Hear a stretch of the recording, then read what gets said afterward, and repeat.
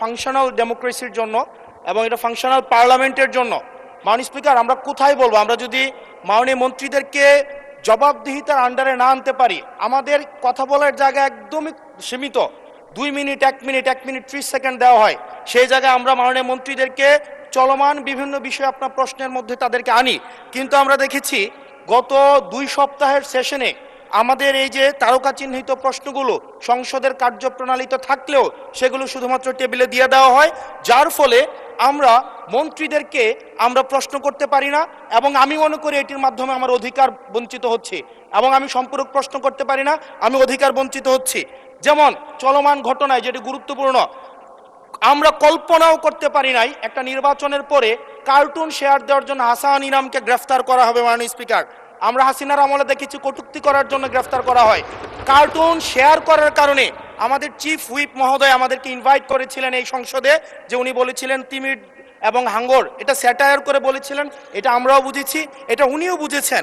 কিন্তু মাননীয় স্পিকার, দুঃখজনক বিষয় হচ্ছে যে এই কার্টুনটি শেয়ার করার কারণে আমাদের মাননীয় চিফ হুইপ মহোদয়ের এক কর্মী মামলা করেছে 25 ধারায়। যেই মামলা 25 ধারায় যদি সংক্ষেপে বলি, আপনি মাননীয় স্পিকার, মাননীয় সদস্য, 1 মিনিট মাননীয় স্পিকার, আমরা এমনি সুযোগ পাই না, সুযোগ দেওয়া হয় ঠিক না। আছে, আমরা কবে ট্রেজারি ব্রাঞ্চে যাব, 45 মিনিট ধরে কথা বলবো, অবশ্যই বলবো, সেদিন অবশ্যই ইনশাআল্লাহ আসবে। মাননীয় সদস্য, আপনি একটু শেষ করুন দয়া করে। জাস্ট 1 মিনিট মাননীয় স্পিকার।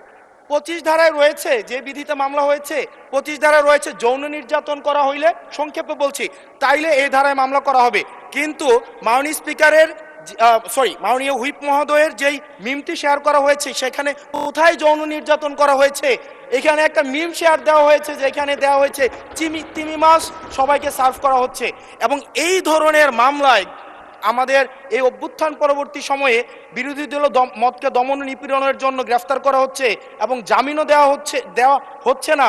এবং এইখানে কোনো ধারায় 25 ধারায় সাইবার নিরাপত্তা যেটা আইন এই সংসদে পাশ করা হয়েছে, এই আইনে কূটনীতির জন্য বা রাজনৈতিক স্যাটায়ারের জন্য আমাদের হচ্ছে মামলা করার কোনো বিধান নাই।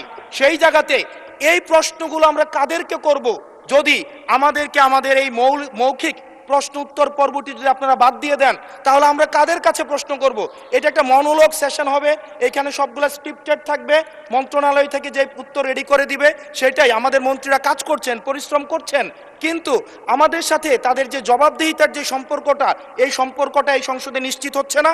এবং আমি মনে করছি রুলস 163 এই বিধি অনুযায়ী আমার অধিকার বঞ্চিত করা হচ্ছে, এবং অতি সত্বর এই যে মৌখিক উত্তরদানের যে কর্মসূচিটি রয়েছে সেটি রুলস অফ প্রসিজারে অন্তর্ভুক্ত করা হোক, যাতে করে আমাদের মাননীয় মন্ত্রীদেরকে আমরা জবাবদিহিতার আন্ডারে আমরা আনতে পারি। ধন্যবাদ মাননীয় স্পিকার।